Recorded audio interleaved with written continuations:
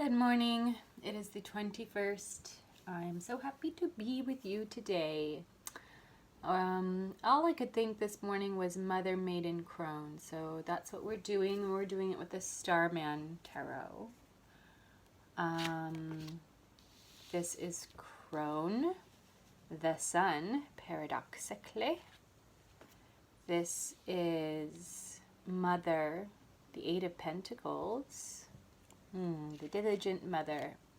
And this is the Prince of Cups for the Maiden. So it's a little context. We're talking triple goddess here. Been writing a lot of Yule ceremonies, so thinking triple goddess and thinking in the Crone position, which is where we are, triple goddess, the three-headed god, the three-faced, three-aspect, Father, Son, Holy Spirit. It's just pretty much everywhere, every tradition, and a lot of times it shows up in the ladies, the lady gods. So this is kind of neo-pagan aspect that I'm doing. The kind of stories that we use with the Wheel of the Year. That's where I'm at. That's where my head's at with this triple goddess and the way that it shows up today, right? This is a reading for today. So the maiden energy, what is being seeded and growing and naive inside of us, and the mother energy and the crone energy. And we'll get into that as we go. Yes. So we have the Prince of Cups. The Prince of Cups. So the fiery part of water is what this is. Princes are fire and cups, of course, are water. This is the Starman Tarot. And I feel like what they're depicting here is the prince, which is in this deck, this is the knight, is reaching out for the Holy Grail in this like psychedelic lotusy cave. Yes, I love that. Knights are seekers. Every one of them is a seeker. It's that fiery part of us that seeks to transform. And this is coming up for us in the maiden aspect today. So what is playing into your life today in terms of what seeds you are planting, what things you are kind of attracting and manifesting to yourself without really knowing it. There's kind of a naivete that comes with the maiden or the virgin. Something fun about the virgin, this has nothing to do with sexuality. It has more to do with attachment in the way that the pre-Christian goddesses, maiden goddesses, were seen. They had sex.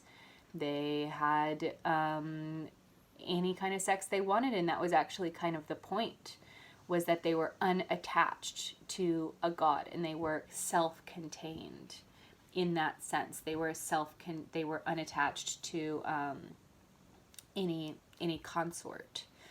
So that's an interesting way to look too at the maiden aspect of this day. What part of you is a bit still undeveloped, but also like happily independent.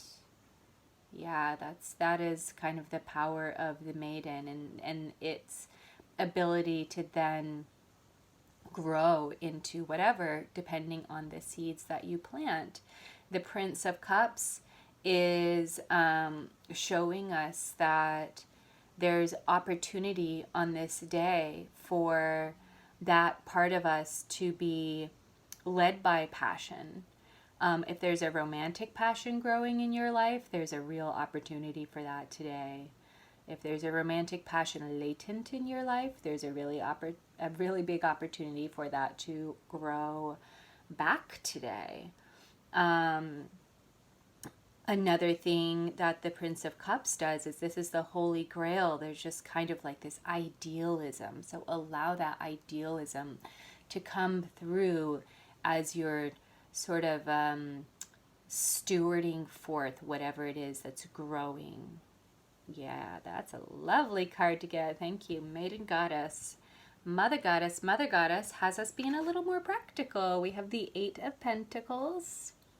So the image you might be familiar is the guy at his workbench with all the pentacles laid out, like he's working on them one by one and making them all identical.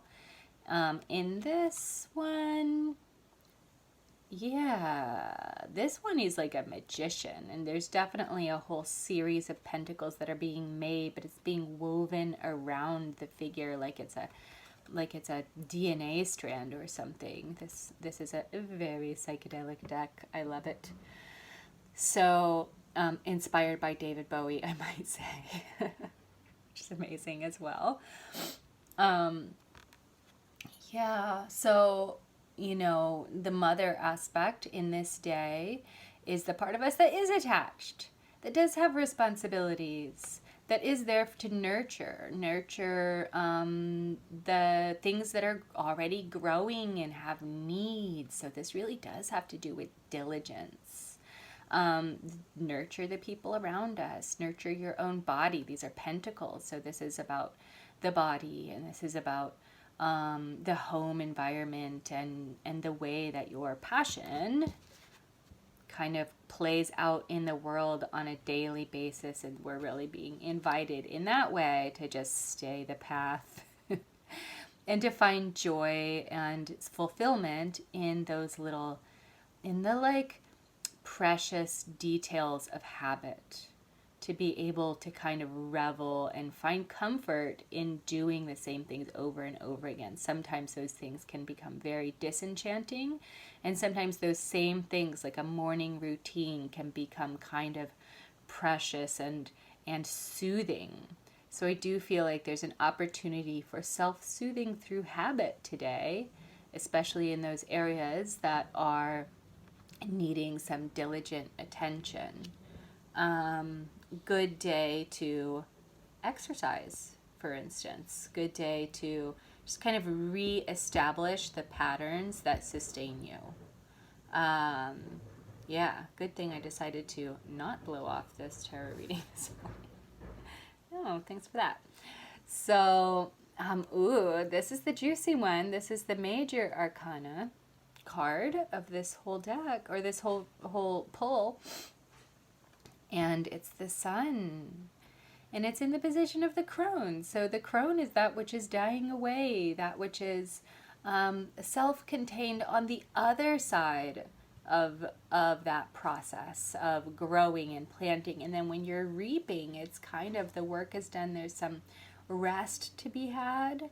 And there's also some independence that is kind of almost antisocial and you know, it's just so self-assured it doesn't need to be qualified outside of itself.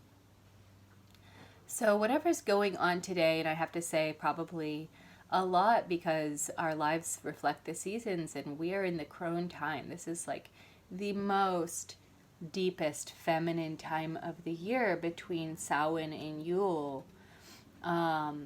When the masculine comes bursting through, at least for a day, at least for maybe the 12 days, whatever it is, there's,